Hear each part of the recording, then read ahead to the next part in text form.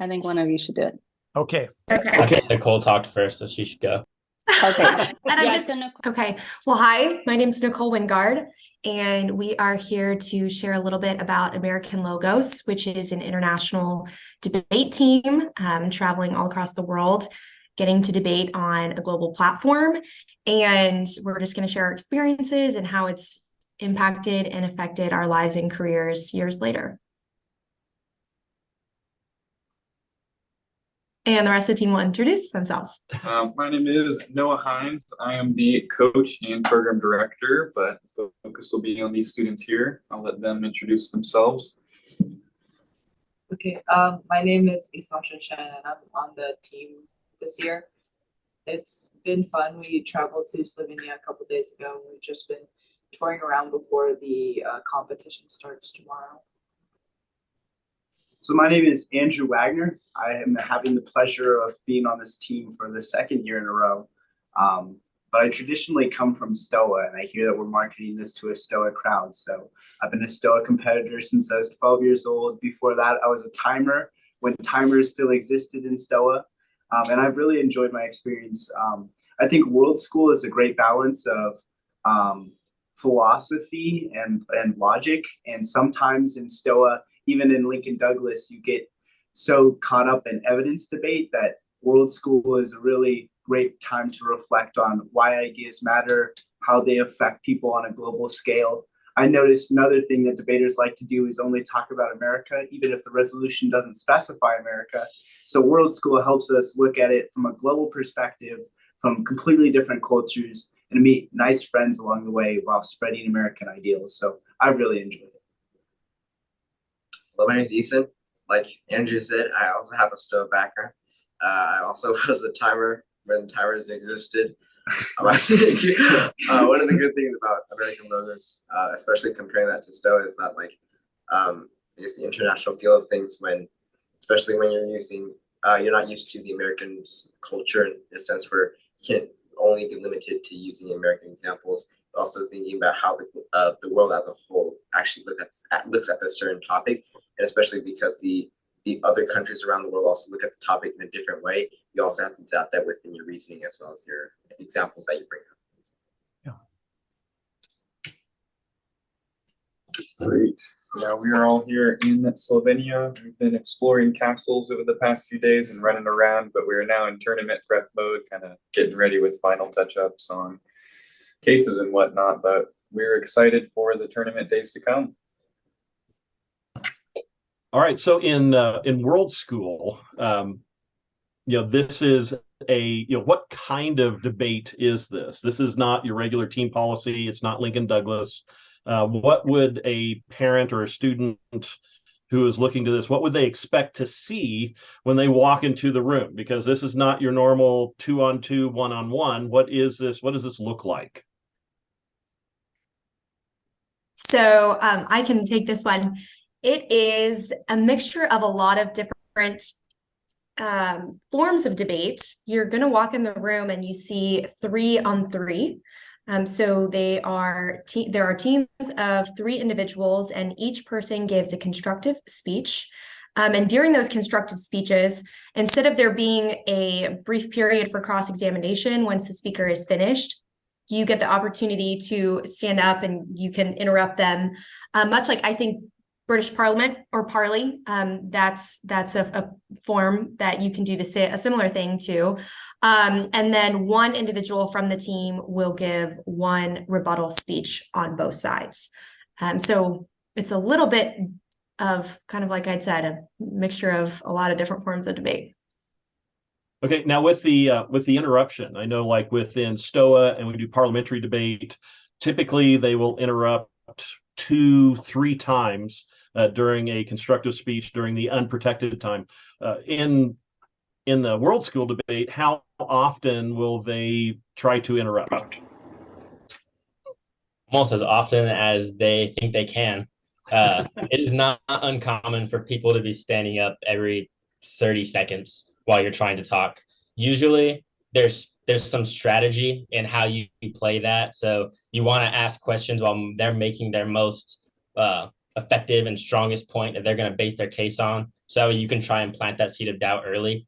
But it was not uncommon for everyone in your team to stand up at least 3 times while they're talking, minimum.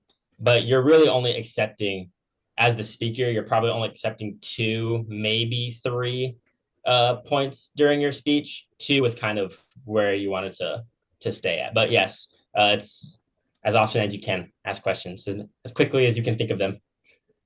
Okay, so now in Stoa Parley, they will, if somebody stands up, then they'll say, "No, I'm sorry, I'm not accepting any questions right now."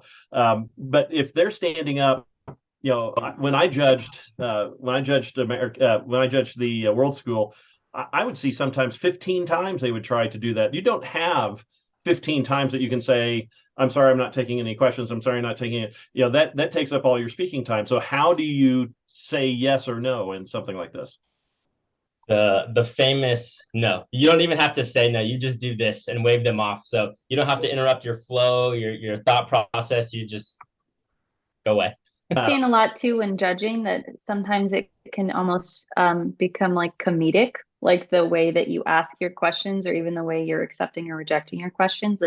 And because there's so many more, it's so fast paced. And then you can kind of get this like ping pong effect that people can start to get a little theatrical and start making jokes about it. So it's a little bit more lighthearted and a little bit more like loose and flowing than we have with a very formal, like, this is your first of 2 questions.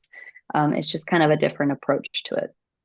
Yeah, on that, actually, one of my favorite rounds came to mind where it is very informal and it is almost theatrical. And I remember at one point, the opposing team had said something, and all 3 of us, and you could hear the chairs scrape out, and we all went, "Sir," and it really establishes, without even saying anything, obviously, that you disagree with what they're saying, and plants that seed in the judge's mind. Oh, that team really didn't like their point. So I think it's a really cool way that the debate functions.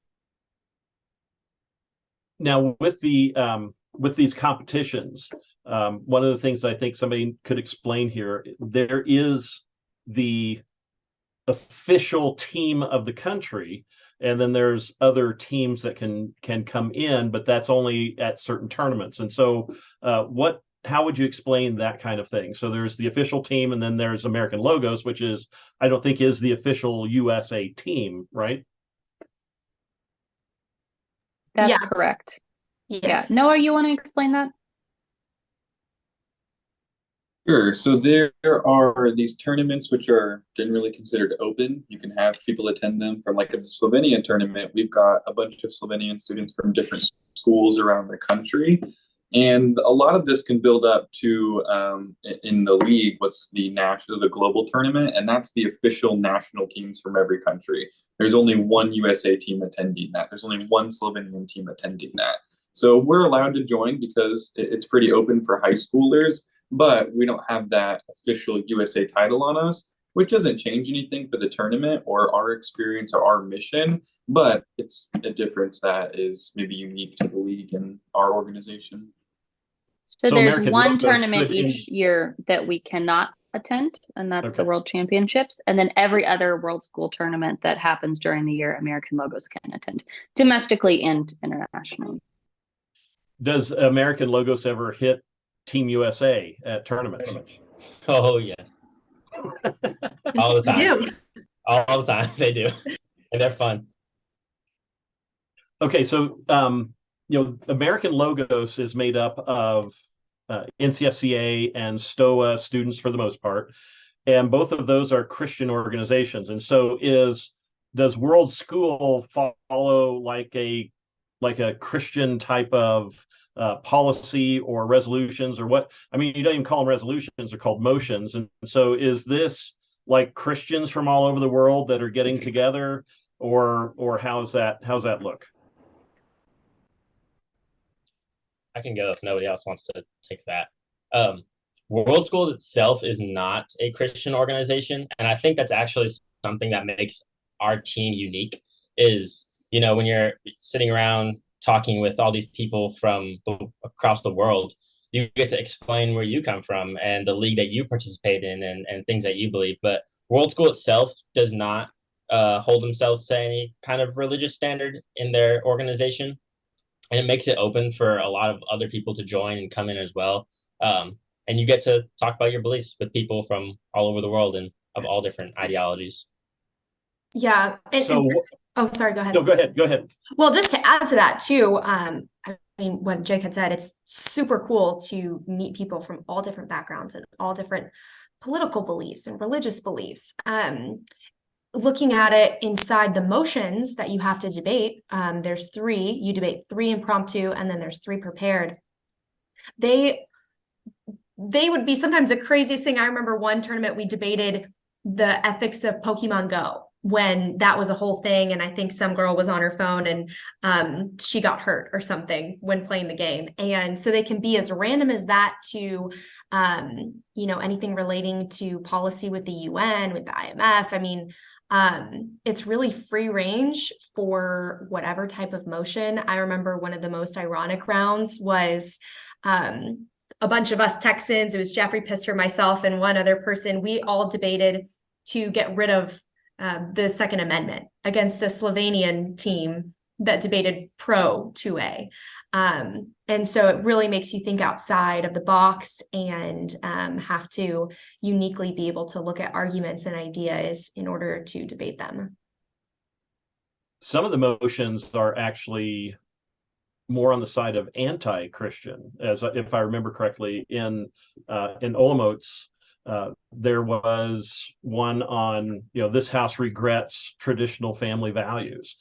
In Germany, in Stuttgart, there was a whole debate on, the feminist movement ought to take the lead in fighting against pornography, and we ended up with young kids. That might have been in Olomouc as well, but you ended up with kids that were arguing pro pornography, and so how do you, as Christians, how do you approach a debate where you may be having to uphold something that you really don't even believe in?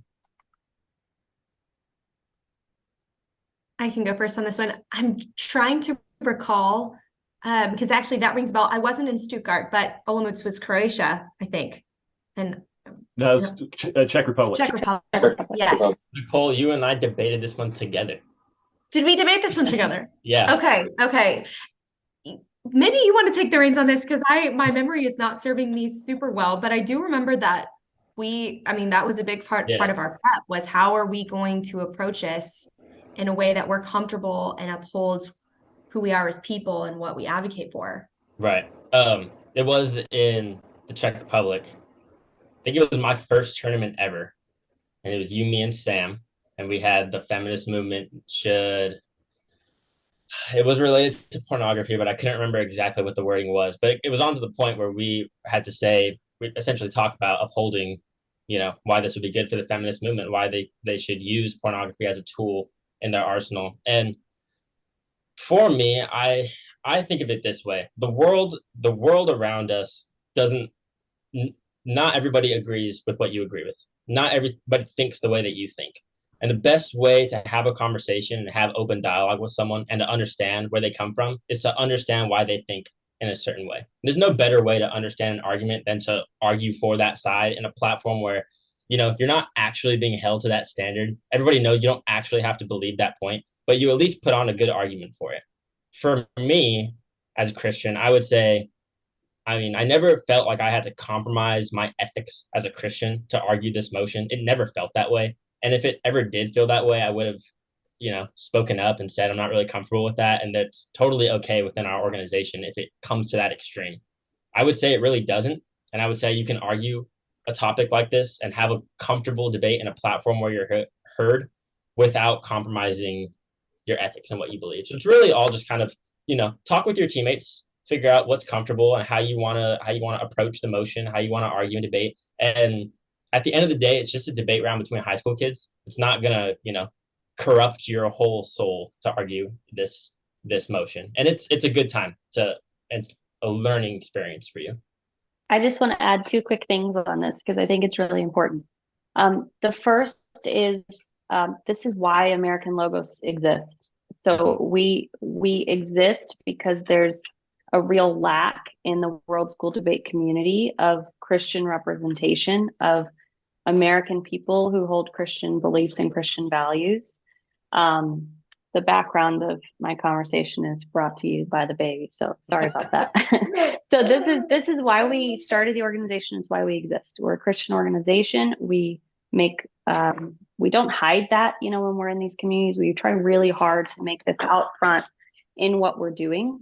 And the second thing is we always, every single year, tell the kids that join the team, look, if there's ever a debate topic you're uncomfortable with, you just sit it out. You just sit the round out, because what we're there to do well, and we do well competitively, but we have a much higher calling and mission for being at these debate tournaments and having these conversations. I will say in 10 years, that's happened one time. One round at one tournament, one student didn't feel comfortable.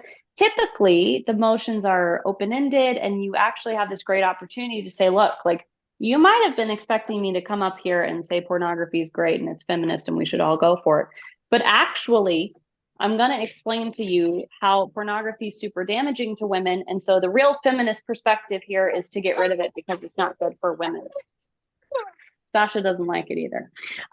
So I think that's what normally happens, is that our kids work together to figure out, like, how can we approach this topic in a way that actually spreads the gospel, shares our values in a new way that a lot of these kids in other debate communities haven't heard about before, which is, I think, one of the real strengths and the reason why our program is important, like on a global big picture perspective, is you have this new opportunity to witness to people who haven't heard this before from their peers. But there are many, at every tournament, you're meeting people, and you're meeting people through your debate rounds, where you're sitting at when you're in the auditorium. And it's really a goal of American Logos to, like, go talk to people, let them know that you're here, you know. And I have people even today that I talk to from Hungary. I know a guy who ended up going to UPenn, and we still, you know, will message each other over Instagram every now and then, especially about basketball or college basketball. And so, like, I haven't been in the league for years, but these are connections that I still have. And even, you know, it's not like he's my best friend, but it's somebody from Hungary who moved to the United States for an education, who I competed with. And, you know, there's a connection there, like, even no matter how small. And so, yeah, I mean, I've had many conversations with people at Slovenia and Czech Republic where it's, you know, where are you from? What is homeschool? Why would you ever want to do that? You know, why would you want to be at home all the time? And it's awesome to be able to share your experience and hear their experience too, because they're not all the same either. Yeah. How about you, Noah? Well, I have a number of stories from when I competed, but I'm actually going to tell one that happened about an hour ago while we were eating dinner. We were here early, so there's not most of the tournament kids here, but with even the couple Slovenian teams that arrived so far, I mean, just the willingness and desire they have to talk and get to know you. Like, even me as a coach, I'm not their age, I don't look their age, but, you know, I ask them questions and they're super excited. They're like, oh, you're from America and you're from Texas, so cowboy hats and guns and rodeos and whatnot. So just, you know, even hearing the stereotypes, things that they believe about your country, like, all of them are just excited to talk to you and kind of get to know you, because it's just as exciting for them to experience someone from a different country and culture as it is for us. We just happen to be in their country. And so it's really just a loving experience to talk to all of these people. And it's amazing how mature some of these young kids are and how willing they are to have serious conversations in a very friendly way. I mean, it's unlike anything I've experienced abroad. I mean, these are the most, I would say, nourishing kind of abroad trips that I've ever taken, just because of the conversations that you have. Noah, can you also speak a little bit about having a mixed team? Because this is something we've done before, and you're currently coaching we have 3 American kids, but also Slovenian kids debating together this weekend. Yes. So, and this is the first time that I've been a part of this. So in a round, there are only 3 people debating, but the World School League allows you to have up to 5 per team. And in an impromptu round, which is not prepared, you could have up to 5 people prepping, but only 3 would speak. And so for us, we paired up with a Slovenian student who's 15 years old, and we talked with his coach and kind of connected. And so we met with him online to kind of introduce ourselves, and he was really busy, had domestic tournaments. So we really didn't get to prep a lot beforehand, But we got dinner with him, 2 nights ago, and to kind of meet him, he took us around the capital of Slovenia because he lives here and kind of showed us the cool spots. We got to have dinner with him and get to know him a little bit and kind of his background. And tomorrow we're going to get to start debating with him, which is a incredible experience. I'm a little jealous I never got to go through because they have new ideas, new experiences. The maybe checks and balances is a good word. The checks and balances on what you say and how you think about things it is so much greater with an international student. And so Eason, Asasha, and Andrew, they're going to have a great time getting to talk with someone their age from a totally different country, and just get to know them really well, I think. Yeah, and the relationships that continue going, that was one of the things that Mary and Sherry really encouraged was to, get their information and keep the conversation going, so that we can meet them where they are. And that is one of the greatest things about American Logos is being able to meet the world where they are. One of the things that my daughter Abigail said, and I'll not take over too much of the time, but Abby said, when I'm debating in Stoa, at the end of the round, I know that my opponents believe pretty much the same as I believe. But when I'm debating in World School, they're actually debating what they believe, and they don't agree with what we agree with. But that then totally opens the conversation because in 4 days, you're going to have roughly 12 debate rounds, 3 debate rounds a day. And so there is a ton of time where you guys spend meeting together. And then there's the international night where everybody brings something from their country to share with other people. And I remember Mary and Sherry bringing a stack, a boatload of water on tattoos from the USA. And it's like everybody from every other country, they were taking like 10, 15 tattoos, and they were tacking USA and flags and stuff all over their arms and legs and proudly showing that they liked our team. And that was so cool to see that. So there's all of this relationship building. And so that was something that Nicole and Jacob and Noah, you mentioned. So what do you remember about International Night, where we got together and talked with people? What are some of your memories of that? Great memories. Those every single tournament, I would say, probably stick out the most with the people that I got to meet. And you make friends with a lot of different teams, and then your relationship grows throughout the days of debating. And that international night is not the last night, the night before, I believe. And so by then you kind of know them well, and you're all good friends. And actually at the Czech Republic, that one stands out a lot because that international night was just done super well. Like I remember dancing to Party in the USA and with all of our friends. And I had about a 30-minute long conversation with 2 girls that were from Jordan.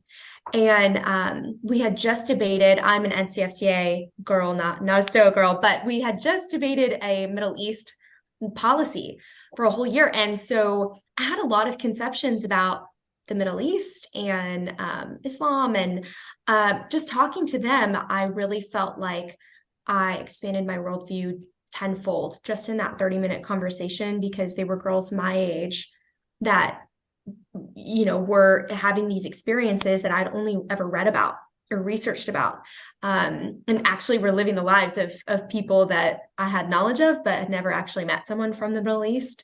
So that was one of my favorite nights. I would agree with that. You remember your debate rounds, and you remember the people that you meet, but there's more to what we do at these tournaments than is just debating.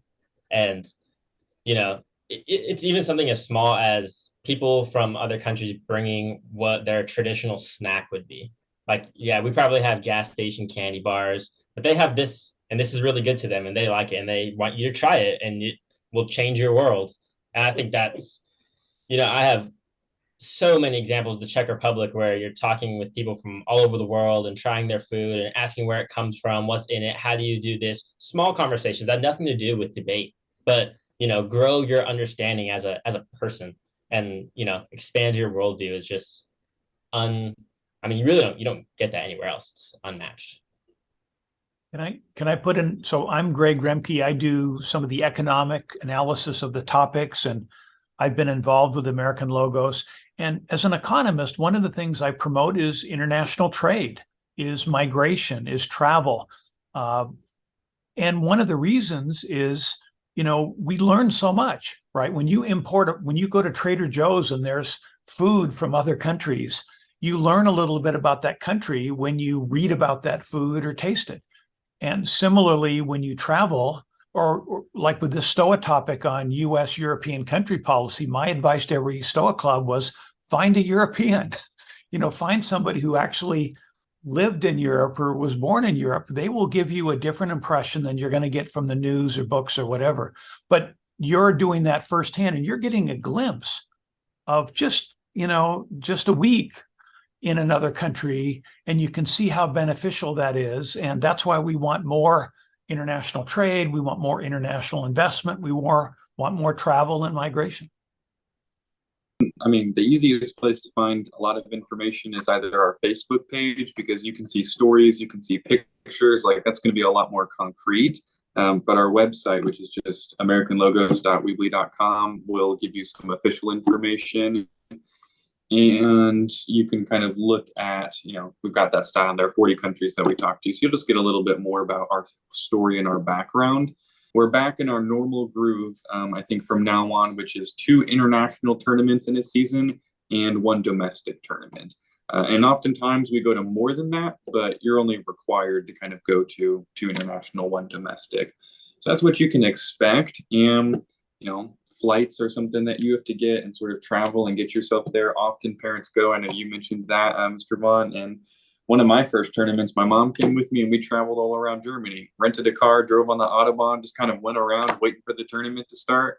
So there's extra costs that you can add on yourself. But, you got to be prepared that is part of what this is. And the rich experiences you get, I think, are 100% worth it, but it's a cost to factor in.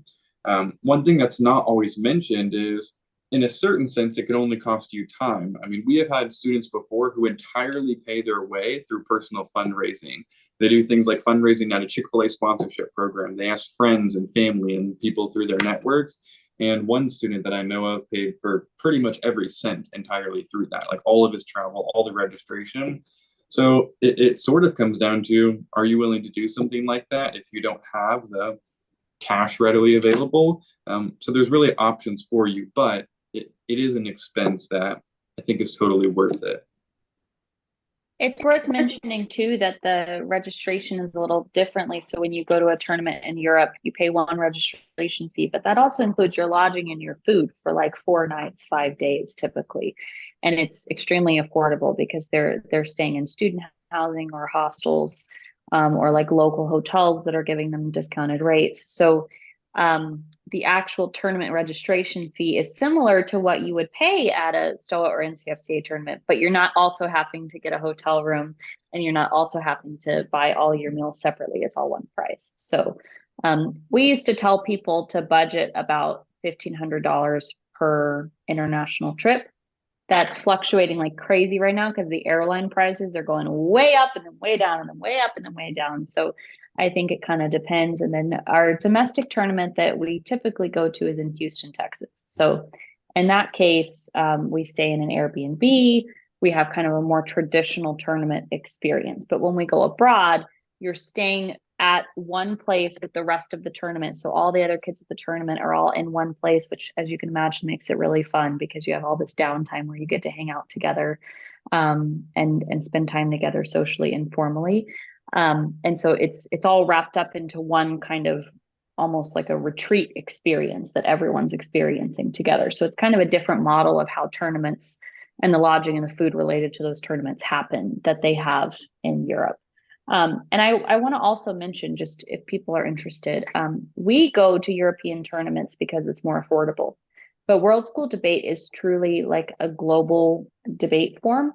In fact, I would say, except for the United States, almost everywhere else in the whole world is using this form of parliamentary debate for high school debate. They don't do team policy. They don't do Lincoln Douglas. They don't have all these different things like we have in the US. So this is truly a global experience. There's tournaments in Asia and Africa. I mean, they're all over the place. Eastern Europe is an affordable place to go. So that's where American Logos goes, because we know people are self-paying, and we don't want that expense to be prohibitive for as many people as possible. Yeah. And then, yeah, go ahead, Jake. Oh, sorry. I think American Logos is pretty upfront with, like, you know, we know it's expensive, and it's an investment that you make when you join the league. But I mean, as we've just seen from the conversation we have here, the answer is always the same. Nobody's saying, "Oh, I paid to go all the way to Germany, and it was I shouldn't have done that," or "I didn't have as good of a time as I thought." Nobody's saying that. These are the best. You know, there's even now, 5 years later, my dad and I still talk about our trips that we took, and we did the same thing Noah did. You know, we flew in early, rented a car, drove from Germany to Italy to Slovenia, and then back, and you know, invested time and traveled, and we did things together. And that was a big cost that we had, but 5 years later, it's like we were there yesterday. And you know, you never forget memories like that. And it's the cost is minuscule compared to the benefit that you get after that.